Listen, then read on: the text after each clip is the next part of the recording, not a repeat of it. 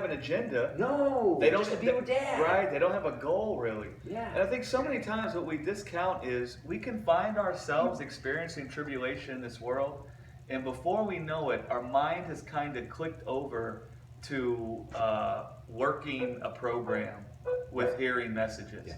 Or it becomes goal oriented. And every once in a while we need a reminder that yes, this will bring great life. Yes, this will strengthen us. Yes, this will renew our mind. Yes, it will do all those wonderful things. But let us not have a goal-oriented mind about it. Right. Let us look at it more as just engaging with God, right? From the innocent foundation. Right. I mean, beautiful things will happen, but we don't want to look at it as like goal-oriented. Because I'm telling you, if you look at it as goal-oriented, you're going to find yourself going through periods of times where you don't want to listen to anything. Yeah. Because you're not looking at it just like hanging out with Abba. You're looking at some program you are working to get a result, and now you feel frustrated because you don't know if you got the result. Sure. Right? Yeah. And so then you come and go from the message. Come and go from the message. And that doesn't mean you always have to listen to one person. You could go from one guy and listen to another guy for a while, and then come back and bounce around or whatever. But just, man, be hearing something. Be feeding on the word of the Father some kind of a way. And not from the foundation of trying to get somewhere.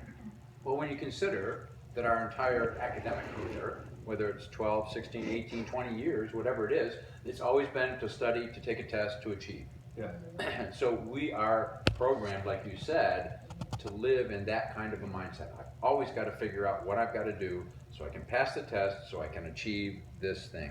I've got to get through school so I can get a job. I've got to, do all those things. And it's contrary to what you're talking about. In fact, very contrary to just hanging out. Yeah. We tend to think of the things that have caused us pain or suffering or struggling as if they are stumbling blocks to us having life. Right. And so then we become focused on, we need something to conquer that in order for us to have life. And then our engaging with the gospel becomes all about focusing on trying to get some stumbling block removed. Yeah. Right? I think something that's really registered inside of me was Jesus grew in wisdom and stature. Yeah. Yeah. And he didn't despise the growing in wisdom and stature.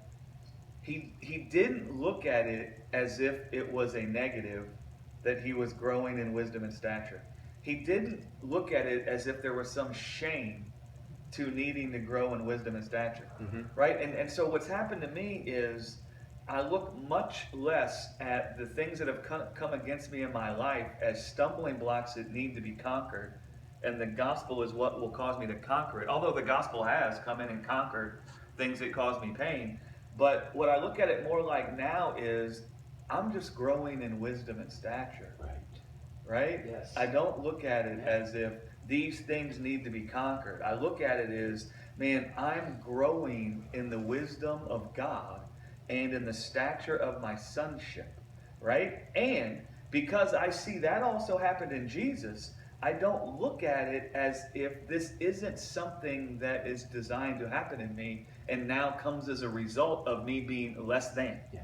Whereas if you look at the gospel from the standpoint of, I have this stumbling block that needs to be removed, it kind of leaves you with the mindset of less than and I can become. Right. It still kind of leaves you with that striving, and you don't know it. You could even be sitting in grace all the time, but if you're all the time sitting in grace from the mindset of, I'm less than because of these things, and now I need to overcome that. Instead of just rejoicing and hanging out with God and realizing, man, I'm growing in wisdom and stature, that's actually a function of my design. Sure. I've actually been created to grow in wisdom and stature. Jesus grew in wisdom and stature. And then you stop looking at it as a negative.